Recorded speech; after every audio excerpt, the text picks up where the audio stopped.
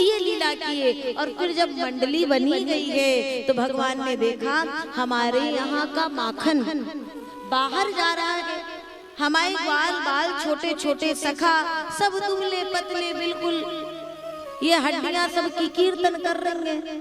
इन्हें कुछ दूध दही मिल ही नहीं पाता है तो क्या करें? बोले मंडली तो तैयार हो ही गई है तो क्या करना चाहिए? अब चोरी प्रारंभ कर देनी चाहिए। और हमारे कन्हैया को माखन इतना प्रिय है, चोरी करते हैं। गोपियों को इसमें प्रेम भी है, दर्शन भी करने गए और कराने भी गए, और माखन से प्रेम इतना है कि रात्रि में खटर पटर की आवाजें हुई तो आवाज हुई, मैया रसोई में गई कि कोई बिलैया होगी, वह बिलैया को भगा दे।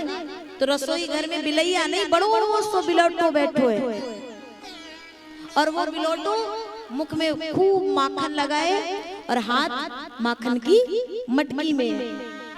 क्यों रे कनुआ, यहाँ क्या कर रहा है? बोले मैया वो बिलैया आई थी, भाई बिलैया को भगावे की टाइम। अच्छा, तो वह बिलैया या मटकी में घुसिएगा? बोले नहीं। तो वो बिलैया कहाँ गई? बोले भगा दी। तो तुम्हारे हाथ ये मटकी में क्या कर रहे हैं? शांति रखेंगे। मटकी में क्या कर रहे हैं? बोले मैया तूने पद्म राग मणि जड़ित कंगन पहना रखे ना, तो वहाँ मणिते हमारे हाथ तपते हैं और माखन होता है शीतल, होता है ठंडा, तो थोड़ी तपन में ठंडक मिल जाएगी, इसलिए मटकी में। बोले तुम्हारे हाथ तो मणिते तप रहे, ये होठ काहे से तप रहे? बोले होठ तप नहीं रहे।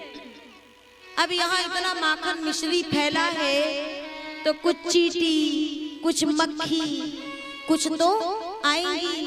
वो मक्खी आके मुख में बैठ गई तो माखन वाले हाथन से वैसे ही मक्खी हटाई, और जब हटाई तो पूरा का पूरा माखन मुख में लग गया। यशोदा मैया कहती है वारे कनुआ, मैया को बावला बनाता है, मैया को पागल समझता है, और ऐसी लीला करे कि गोपियां उलाना ले करके आए। जो गोपी इनको माखन न दे उसके साथ में क्या करे? गोपी कहती है मैया अपने लाला को समझा दे, तुम्हारी लाला क्या करते, अगर इनको माखन न दो तो एक दिन रात्रि में शयन कर रहे थे, पति देव ने जल मांगा और हम जल देने के लिए उठी तो अकेले नहीं उठी, पति देव खींचे खींचे चले आ रहे थे। काहे?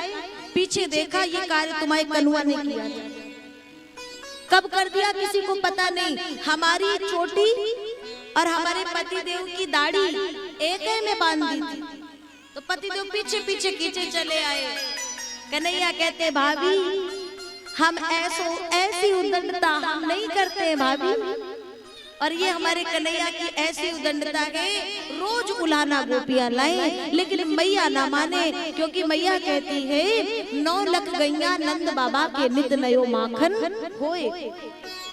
9 लख गैया नंद बाबा के नित नयो माखन होए, तो मेरा कनुआ ये माखन की चोरी करने क्यों जाए? और तब गोपियों ने कहा अब तो हम इसे पकड़ के ही मानेंगी। मटकी के ऊपर मटकी, मटकी के ऊपर मटकी, मटकी के ऊपर मटकी। अब आओ कनुआ, अब तो तुम पकड़े जाओगे और अब तुम्हारी शिकायत वो उल्हाना प्रमाण के सहित लेकर के जाएंगी। आज जैसे कन्हैया आए और देखे सरकार गोपी तो बड़ी पढ़ी लिखी दिखे, इतनी ऊंचाई से मटकी बांधी है, तो बोले क्या करे? बोले एक के ऊपर एक आ जाओ। और मंडली के अध्यक्ष जी सबसे ऊपर बैठ गए, माखन निकालते जा रहे, नीचे वाले और नीचे वालों को दे रहे, नीचे और बंदर खड़े हैं उनको भी दे रहे हैं। तब तक गोपी की आवाज आई, अरे कनुआ, अरे कनुआ, अरे ठहर ठहर ठहर। और जैसे ही सुने ना तो देखो अध्यक्ष जी ऊपर लटके हैं, और जितने नीचे वाले ये तड़तड़ा करके भागे, और जो भागे तो हमारे अध्यक्ष जी टपक गए और सब भाग गए। अध्यक्ष जी हत्थे लग गए। गोपी जा रही है भगवान को लेकर के और माँ से कहती है माँ तुम्हारा लाला माखन तो चुराता ही है, लेकिन माखन चुराने के साथ मटकी भी फोड़ता है। गोपी कहती है मैया अपने लाला को समझा लो, और नहीं समझाओगी तो क्या लाभ। हमारा क्रोध कभी बहुत बढ़ गया तो ठीक नहीं होगा। तो मैया ने कहा तुम्हें बहुत क्रोध आएगा तो तुम क्या करोगी।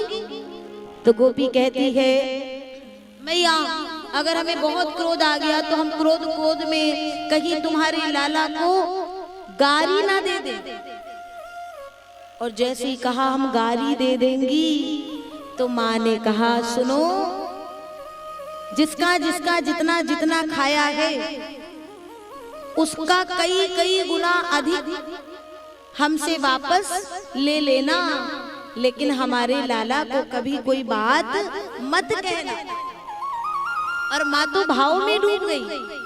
प्यारे, माँ ऐसी भाव में डूबी कि जिसे देख करके गोपियों ने कहा अरे मैया तुम तो हृदय पे बात ले गई हो। अरे जितना प्रेम आप कन्वे से करती हैं वैसा ही कुछ प्रेम हम भी इनसे करती हैं। ये तो हमारा ये भाव है, विनोद है, ये जो इनको देखे बिना हमारा मन नहीं मानता है। और सच है, जिस दिन कन्हैया चोरी करने नहीं जाते थे, कन्हैया नहीं दिखते थे, तो गोपियां विहल होकर के और सरकार उल्हाना लेकर के बहाने से कृष्ण को देखने आती थी। ये गोपियों का कृष्ण के प्रति प्रेम था।